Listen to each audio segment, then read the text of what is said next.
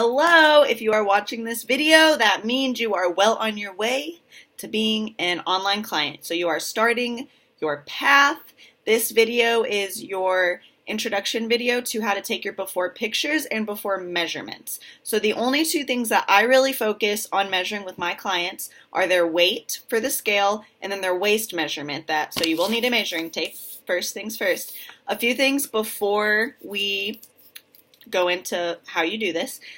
Just know that your weight is not your worth. Your weight is not a reflection of the person you are. It does not mean you are good or bad. It does not mean that sometimes our weight on the scale doesn't even really reflect all that's going on in our body. So it does not tell you truly how much muscle mass you have compared to what your body fat percentage is. It also may not reflect the work that you're doing. Some people will lose their body fat quickly. Others don't. Some people will lose their body fat and then gain muscle mass. Some people will start to gain muscle mass as they're gradually losing body fat, and all of that is going to have an effect on the scale. Not to mention, our weight fluctuates. Within a day, within a week, our weight is fluctuating all the time. So if you were going to weigh yourself in the morning, it's going to look different at all different times of the day, because how much water you drink is going to affect your weight. How much the carbs and the sodium that you intake is going to affect your weight. If it's that time of the month, it's going to affect your weight. So many of these things will affect our weight within a day and within a week. It will fluctuate. So this is not something to feel bad about. It's not even something to mean anything. It is just one of the many ways that we're going to measure your progress. If you are someone who in the past has had an issue with the scale, and that's something we've talked about, I may not even have you measure your weight, at least not in the beginning, or we might pick that up at some other point in time. So this is something I only have clients do once a month, specifically for that reason, that so many women just have this issue with the number. And that's not something I even want you to worry about, because we shouldn't care what the number on the scale says. We should care how we are looking and feeling in our body. So that's also why I'm going to have you take pictures, because pictures are a much better measurement than our weight is. Also, paying attention and really focusing on what you're doing in the gym. So accomplishing new exercises that were difficult, being able to increase the weight that you're using on exercises, having exercises be easier as you continue to progress and move on through your workout program.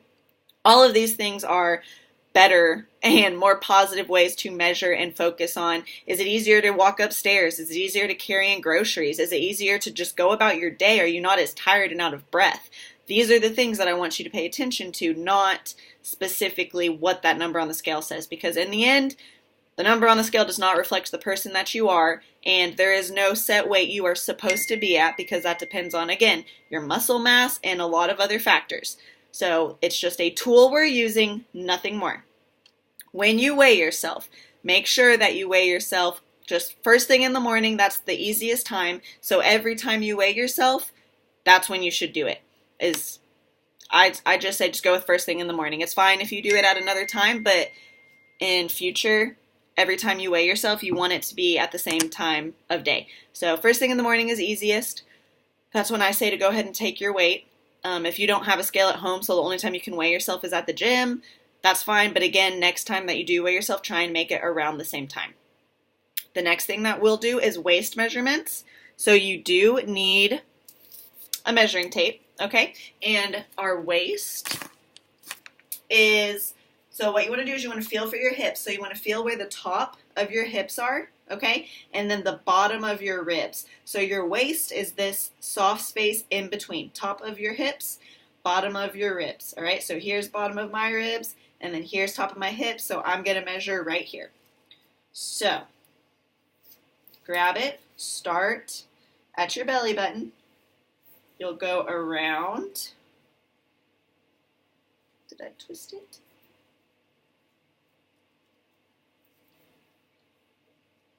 Start at your belly button, go around. Use your thumb and just breathe normally. Use your thumb to find where it's at.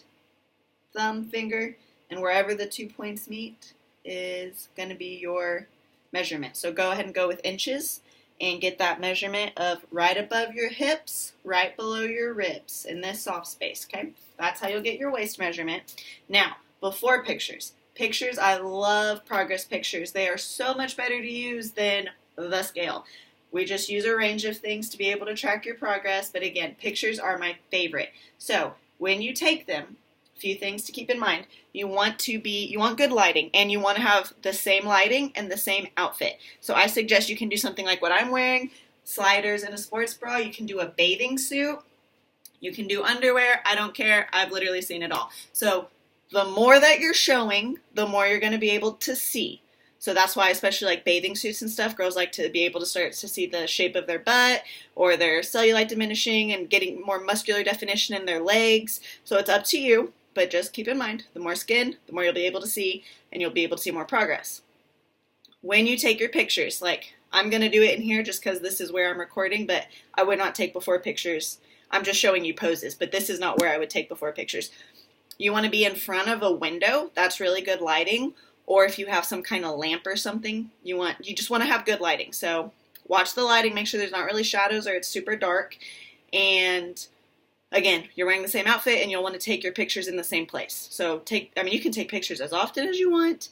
I for sure want them every month. So how you'll take your before pictures, you're going to do one. See, and so much stuff going on back here. You want to be in front of a blank wall. Good lighting, blank wall. So you will stand normal. And you can stand here, you can flex.